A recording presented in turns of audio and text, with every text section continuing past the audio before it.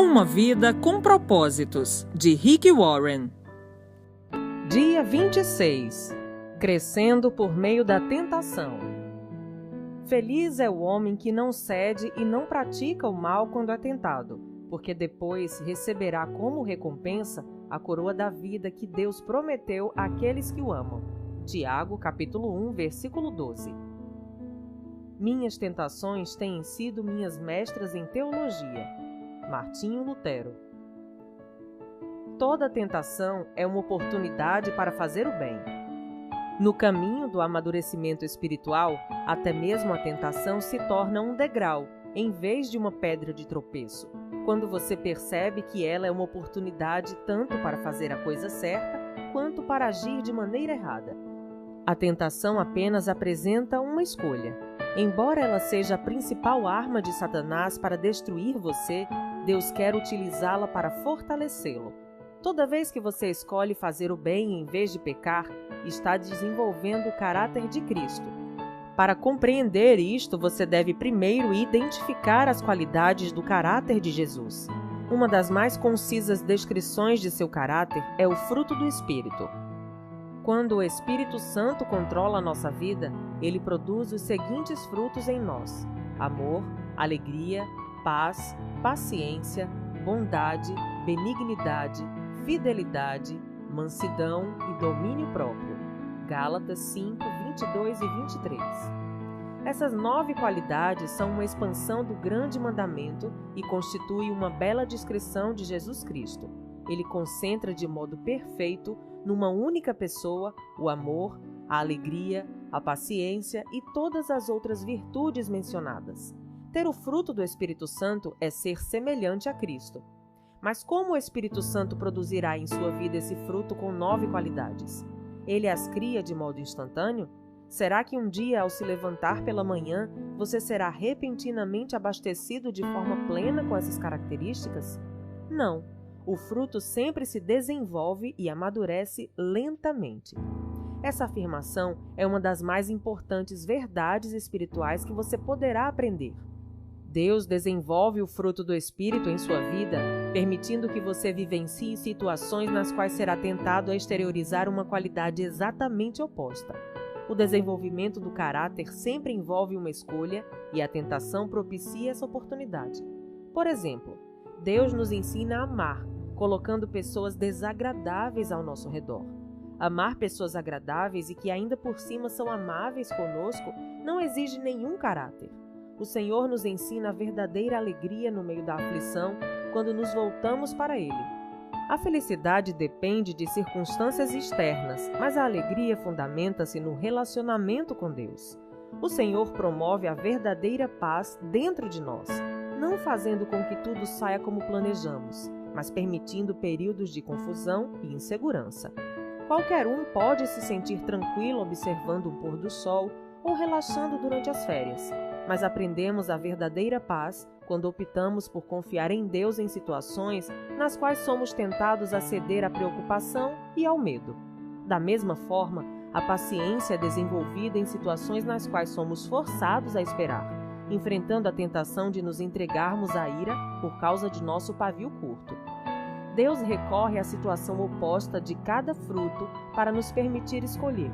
Você não pode afirmar que é bom se jamais foi tentado a ser mal. Não pode se dizer fiel se nunca foi tentado a ser infiel. A integridade é construída ao se derrotar a tentação da desonestidade. A humildade cresce quando nos recusamos a ser arrogantes. A perseverança desenvolve-se sempre que resistimos à tentação de desistir. Cada vez que você derrota uma tentação, torna-se um pouco mais semelhante a Jesus. Como a tentação se manifesta? É bom saber que Satanás é absolutamente previsível. Ele tem usado a mesma estratégia e os velhos truques desde que o mundo foi criado. Todas as tentações seguem um padrão idêntico. É por isso que Paulo declara: estamos bem familiarizados com seus esquemas malignos. 2 Coríntios, capítulo 2, versículo 11. A Bíblia ensina que a tentação segue um processo de 4 etapas, que Satanás fez uso tanto na tentação de Adão e Eva quanto na de Jesus. Na primeira etapa, Satanás identifica um desejo dentro de você. Pode ser um desejo pecaminoso, como de vingança ou de controlar os outros. Pode ser um desejo normal e legítimo, como o de ser amado, ser valorizado e sentir prazer. A tentação começa quando Satanás sugere com o pensamento que você ceda a um desejo maléfico ou realize um desejo legítimo da maneira errada ou na hora errada. Cuidado com os atalhos. Frequentemente são tentações. Satanás sussurra: você merece isso, você deve ter isso agora. Será emocionante, gratificante e fará com que você se sinta melhor.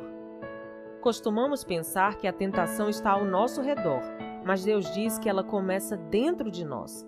Se você não tiver o desejo interiorizado, a tentação não tem como atraí-lo. Ela sempre começa na mente, não por meio de circunstâncias. Jesus disse: pois do interior do coração dos homens vêm os maus pensamentos, as imoralidades sexuais, os roubos, os homicídios, os adultérios, as cobiças, as maldades, o engano, a devassidão, a inveja, a calúnia, a arrogância e a insensatez. Todos esses males vêm de dentro e tornam o homem impuro. Marcos, capítulo 7, versículos de 21 a 23. Tiago afirma que existe um exército inteiro de maus desejos dentro de vocês. Tiago, capítulo 4, versículo 1. A segunda etapa é a dúvida. Satanás tenta fazê-lo duvidar do que Deus disse sobre o pecado. Será que é mesmo errado? Será que Deus realmente proibiu fazer isso? Não é possível que Deus tenha proibido isso para outro povo em outra época? Deus não quer que eu seja feliz? A Bíblia adverte: cuidado! Não deixe os maus pensamentos e as dúvidas levarem algum de vocês a se afastar do Deus vivo. Hebreus, capítulo 3, versículo 12. A terceira etapa é o engano. Satanás é incapaz de falar a verdade, por isso é chamado o pai da mentira. Lá em João, capítulo 8, versículo 44. Tudo o que ele lhe disser será falso ou nada além de meia-verdade. Ele oferece a mentira em substituição ao que Deus já diz em sua palavra. Satanás diz: você não vai morrer, você será mais sábio do que Deus. Você pode não ser punido por isso, ninguém vai saber. Isso vai resolver seus problemas. Além do mais, todos estão fazendo isso. É um pecado insignificante. Mas um pecadinho é como uma gravidez recente, acabará aparecendo. A quarta etapa é a desobediência. Você acaba agindo de acordo com a ideia que vinha cogitando na mente. O que começou como uma ideia, nasce como conduta. Você cede a qualquer coisa que chamar sua atenção. Acredita nas mentiras de Satanás e cai na armadilha sobre a qual Tiago nos alerta. As pessoas são tentadas quando são atraídas e enganadas pelos seus próprios maus desejos. Então, esses desejos fazem com que o pecado nasça, e o pecado, quando já está maduro, produz a morte. Não se enganem, meus queridos irmãos. Tiago, capítulo 1, versículos 14 a 16. Superando a tentação. Compreender como a tentação se manifesta é bastante proveitoso, mas alguns passos são necessários para que você venha a superá-la. Recuse a ser intimidado.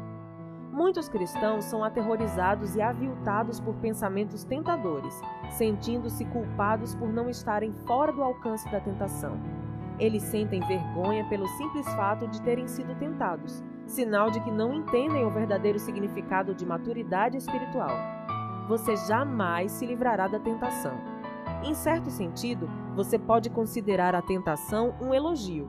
Satanás não precisa tentar aqueles que já fazem a vontade dele, pois já lhe pertencem. A tentação é um indício de que Satanás odeia você, mas não um sinal de fraqueza ou de vida profana. Isso também faz parte de nossa natureza, pois somos humanos e vivemos num mundo destituído de Deus. Não fique surpreso, abalado ou intimidado por isso. Seja realista quanto à inevitabilidade da tentação. Você jamais poderá evitá-la completamente. A Bíblia diz: quando chega a tentação, mas não diz se chega a tentação. Paulo orienta: lembrem-se de que as tentações que surgem na vida de vocês não são diferentes das que os outros enfrentam. 1 Coríntios capítulo 10, versículo 13. Ser tentado não é pecado. Jesus sofreu tentação, embora nunca tenha cometido pecado. Hebreus capítulo 4, versículo 15. A tentação só se torna pecado quando você se entrega. Lutero afirmava: não podemos evitar que os pássaros voem sobre nossa cabeça, mas podemos evitar que façam ninho sobre ela. Você não pode impedir o diabo de lhe sugerir pensamentos, mas pode escolher não assimilá-los ou agir de acordo com eles. Por exemplo, muitos não sabem a diferença entre atração física ou excitação sexual e sensualidade. Não são a mesma coisa. Deus fez de cada um de nós um ser sexuado, e isso é bom. Atração e excitação são reações naturais e espontâneas. Uma inclinação afetiva concedida por Deus como resposta à beleza física. Já a lascívia é uma atitude deliberada do desejo. É a escolha de comprometer sua mente com algo que você gostaria de fazer com seu corpo. Você pode se sentir atraído ou mesmo excitado, sem escolher pecar pela lascívia.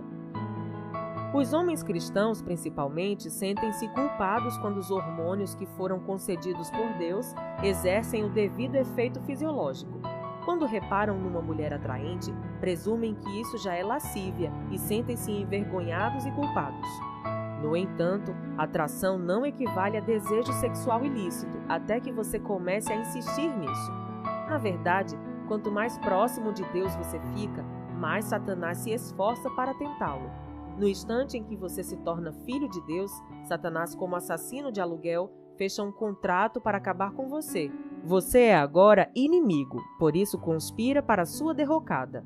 Às vezes, enquanto você está orando, Satanás sugere um pensamento mau ou bizarro, apenas para distraí-lo e envergonhá-lo. Não fique assustado ou envergonhado com isso. Entenda que Satanás teme suas orações e tentará de tudo para interrompê-las. Em vez de ficar se condenando com indagações do tipo: como pude pensar uma coisa dessas? Considere isso uma distração provocada por Satanás e volte imediatamente a se concentrar em Deus. Reconheça seu padrão de tentação e prepare-se. Há situações que o deixam mais vulnerável a tentações do que outras. Algumas circunstâncias farão você tropeçar quase imediatamente, enquanto outras não incomodarão muito. São situações preparadas para atacar seus pontos fracos, e você precisa também identificá-los, pois Satanás certamente os conhece. Ele sabe exatamente o que pode fazer você cair e trabalha incessantemente para cercá-lo com essas circunstâncias. Pedro adverte: estejam sempre atentos. O diabo está querendo atacar e não quer outra coisa senão apanhar vocês desprevenidos. 1 Pedro, capítulo 5, versículo 8. Pergunte a você mesmo: quando sou mais tentado? Em que dia da semana? A que hora do dia? Pergunte: em que lugar sou mais tentado? No trabalho? Em casa? Na casa do vizinho? Num bar? No aeroporto? No hotel fora da cidade? Pergunte: quem está comigo nos momentos em que sou mais tentado? Amigos? Colegas de trabalho? Uma multidão de estranhos? Sou mais tentado quando estou só? Pergunte também: como normalmente estou me sentindo quando sou mais tentado? Pode ser quando você está cansado, solitário, entediado, deprimido ou sob pressão. Ou talvez quando está magoado, zangado, preocupado. Ou ainda após um grande sucesso ou momento de enlevo espiritual.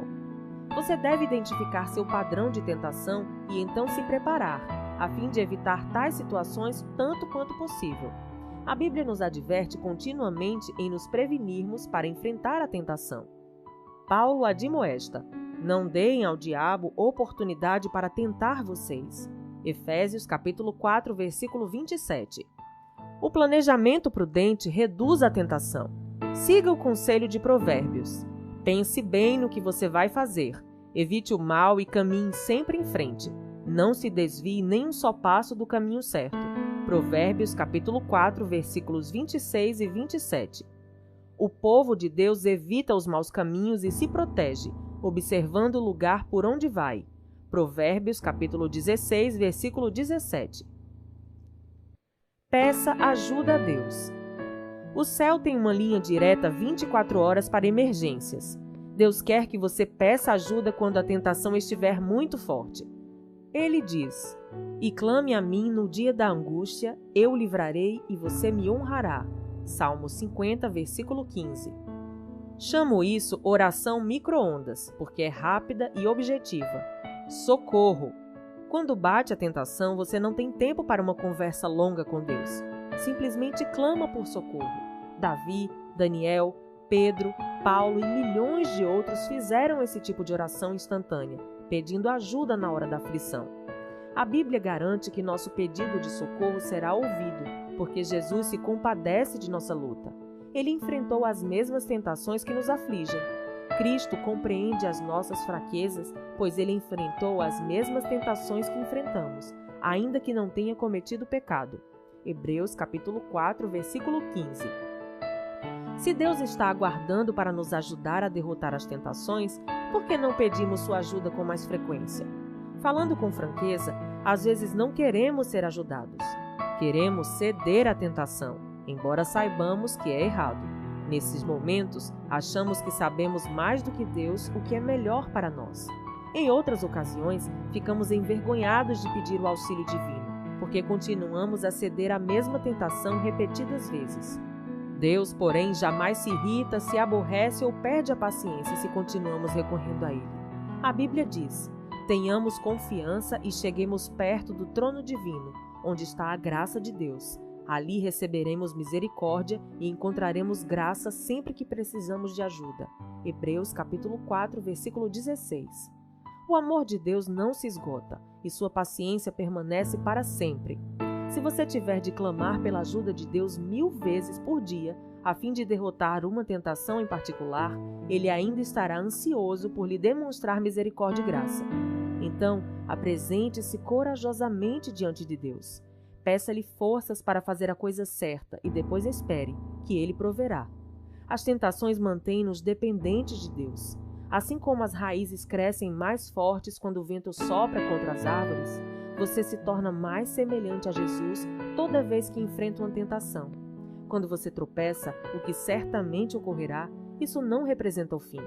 Em vez de ceder ou desistir, busque a Deus. Confie que Ele o ajudará e lembre-se da recompensa que espera por você. Quando as pessoas são tentadas e ainda continuam fortes, devem ficar felizes. Depois de provada a sua fé, Deus a recompensará com vida para sempre. Tiago, capítulo 1, versículo 12. Dia 26. Pensando sobre meu propósito de vida. Tema para reflexão. Toda tentação é uma oportunidade para fazer o bem. Versículo para memorizar. Deus abençoa as pessoas que pacientemente suportam a provação. No final, receberão a coroa da vida que Deus prometeu a todos os que o amam. Tiago, capítulo 1, versículo 12. Pergunta para meditar. Que atributo do caráter cristão posso desenvolver para derrotar minha maior tentação? Até o próximo áudio.